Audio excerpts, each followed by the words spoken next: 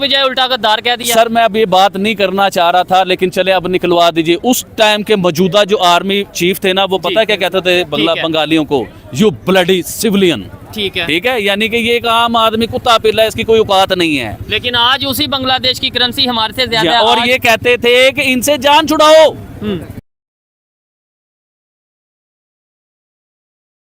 आप Saudi Arabia को ले लीजिए, ठीक है। आप ईरान को ले लीजिए, आप यूएई को ले लीजिए, अभी आप सऊदी अफगानिस्तान बांग्लादेश को ले जी लें। अफगानिस्तान बांग्लादेश को भी ले लीजिए। अब आप सोच सकते हैं कि वर्स्ट केस सिनेरियो जो कहा जा रहा है, इसमें ज़ाहिर है कि अगर कोई ऐसा, और ख़ास तौर पर ये जो हालात इस वक़्त हैं दुनिया के, उसमें देखें जो रेड सी में जो कुछ हो रहा है, अरेबियन सी में जो कुछ हो रहा है, और फिर ये कि हूतीज़ की तरफ से जो हमले किए जा रहे हैं, उसमें कई एक ऐसे शिप्स को भी निशाना बनाया गया जो कि अमेरिका के भी हैं, और इंडिया के हवाले से भी जो है वो खबरें ये वाली आती रही, हम आप तक पहुँचाते रहे। तो उसके बाद इंडिया की तरफ से भी वहाँ पर जो शिप्स भेजे गए, वो आप जानते हैं।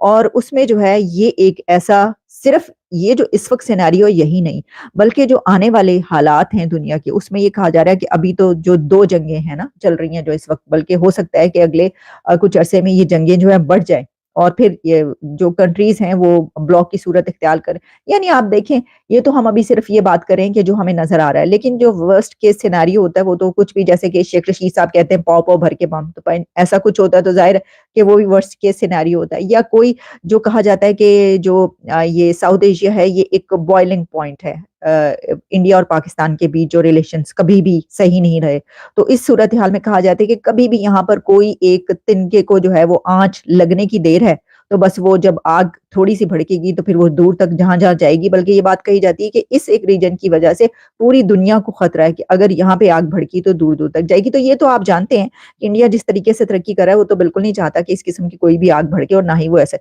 लेकिन उनकी जो डिफेंसिव कैपेबिलिटीज है, अगर हम इसको, ऑफेंसिव तो उनकी है, यानी जो इसके में शामिल है डिफेंसिव कैपेबिलिटीज, तो उन्होंने, आपको पता है कि वो S-400 मिसाइल रशिया से जो उन्होंने लिया, और वो तो ना सिर्फ ये कि चाइना के बॉर्डर पर लगाए इंडिया ने, बल्कि वो पाकिस्तान के बॉर्डर पर भी लगाए मिसाइल।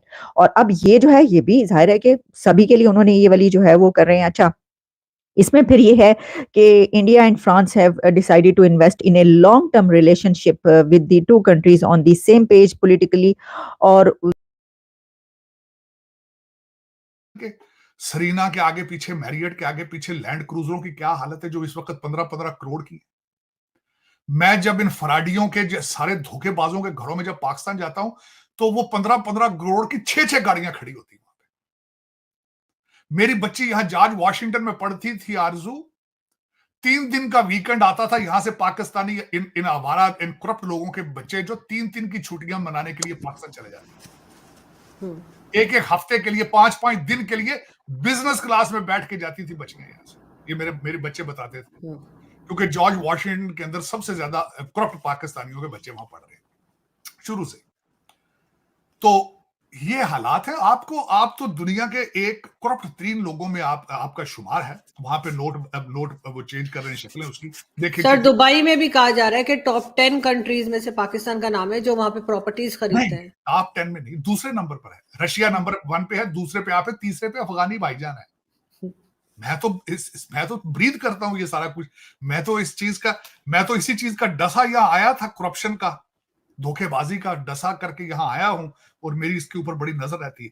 अगली जो खबर बताना चाह रहा था कि जयशंकर साहब ने इजराइल कैट्स, जो कि फॉरेन मिनिस्टर, उनसे बात की है। हाँ, उनसे उनकी बात हुई है, गए नहीं वहां पे। उनको दावत दी गई है कि आप आए हमारे दौरे पे, जयशंकर। अब बात क्या हुई है? हूतियों के हवाले से हुई है, और बात हुई है भारत की शिपिंग जो वहां पे हो रही है वो। और ये भी एक लर्न करने की बात है कि उनको फिक्र है कि भारत का ट्रेड है उसका क्या बनेगा। 40% भारत का तेल उस रास्ते से आता है, उसके बाद जो यहां से चावल जाता है उसी रास्ते से जाता है। अगले परेशान है, फिक्रमंद है अपने मुल्क की इन्फ्लेशन के लिए, ट्रेड के लिए। अगर देखा जाए तो ये दूसरे मुल्क, काश कोई दूसरा भी इस तरह के फैसले को करता, सोचता कि हमारे मुल्क के अंदर क्या होगा। आपके इस वक्त आपका स्वागत करते हैं आपके अपने चैनल में। दोस्तों, अभी पता चला है कि इंडियन नेवी ने पाकिस्तान के 19 लोगों की जान बचाई है दोस्तों। और ये एक बहुत बड़ी बात है दोस्तों। बड़ी बात क्यों है? क्योंकि पाकिस्तान की फ़ौज सोचती है कि हिंदुस्तान की फ़ौज उनकी दुश्मन है, पर यहाँ पर उनकी जान मछुआरों से, जो समुद्री लुटेरे थे, उनसे उनकी जान बचाई है इंडियन आर्मी ने। और ये एक बहुत बड़ी बात है दोस्तों, पाकिस्तान के लिए और उनकी जनता के लिए। और कुछ पाकिस्तान लोगों का कहना है कि इंडिया हमारा दुश्मन ही नहीं है, बेवजह हमारा दुश्मन बनाया जा रहा है। बेवजह दुश्मन की बात यह है कि दोस्तों, हर चुनाव में कश्मीरी मुद्दा लगता है कि कश्मीर हमारा है, पर पाकिस्तान की हालत बहुत ख़राब है दोस्तों। और इन्हीं मुद्दों में अभी इनकी जनता की क्या राय है दोस्तों, आप इस वीडियो में देखेंगे। तो पूरी वीडियो रिएक्शन बेस पे दोस्तों कि पाकिस्तान मीडिया ने भारत के बारे में इन नेवी अफसरों को जैसे बचाया है, क्या सोचा है। तो आप लोग चैनल को सब्सक्राइब कर लो ताकि बहुत सारा ज्ञान आपको मिल सके दोस्तों इस वीडियो के माध्यम से।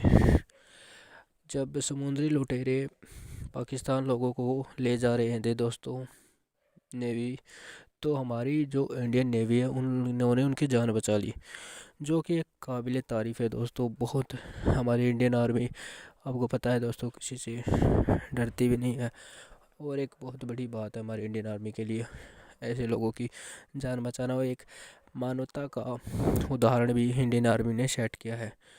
तो सारे लोग आओ और इस चैनल पे वीडियो देखें और हमारे चैनल को सब्सक्राइब कर लो ताकि आपको विदेशी न्यूज़ भी आपको मिलती रहे। तो सब्सक्राइब कर लो चैनल को ताकि हर वीडियो, हर न्यूज़ आपको मिलती रहे। जय हिंद दोस्तों, जय भारत दोस्तों।